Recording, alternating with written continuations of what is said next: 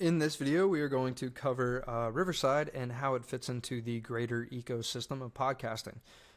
So what's really cool about the timing of recording this video is really interesting. So we created a massive backlog of different podcast episodes that we had recorded before, and we were just really busy ironing out things in like the school group and other things that we were doing. So we took a brief pause, and in those few weeks that we did, we came back and we found that Riverside had a ton of amazing new applications in it.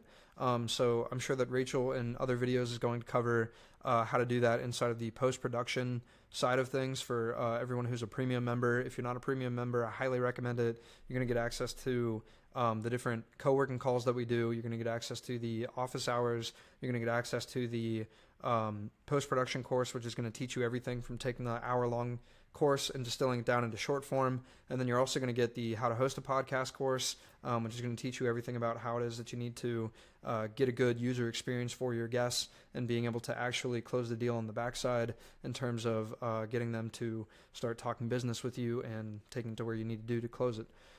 So those are just some of the quick highlights of what comes in there. But yeah, let's go back to Riverside. So in Riverside here, the thing that's cool about Riverside and that I would recommend as a strategic play for where you're trying to utilize podcasting as a lead gen source is that you need to be able to curate an environment where you get the opportunity to start talking business with the person that you're having on the other side. So you could do it on Zoom, but the thing about Zoom that we all know is like when you stop recording, like it's done, it's over, right? Like they don't have to stick around. But on Riverside, you actually do because the podcast recording might not be finished because it's recording in ultra high definition. So knowing that, it gives you the ability to pre-frame a call so that way you're able to not only record it in the highest definition possible and get all of these awesome downstream post-production effects of like the short form and everything else, but you get the opportunity to frame the call so that way they have to stick around for at least a minute or two afterward, which means that you get to engage in conversation in a private environment where you might be able to offer to solve one of their problems.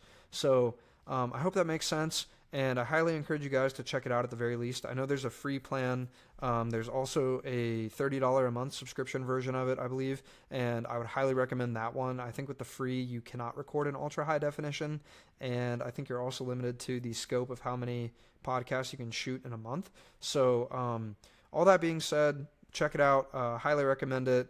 We've gone ahead and thrown in the link down below, so if you want to check it out, feel free to do so there. And then the only other thing I'd say is, have fun. Like podcasting is awesome. You're going to meet a lot of cool people and it's going to be a great time. So don't stress about, the what you're going to do afterward. Just get started and start meeting the people. Because once you start, you'll see it through.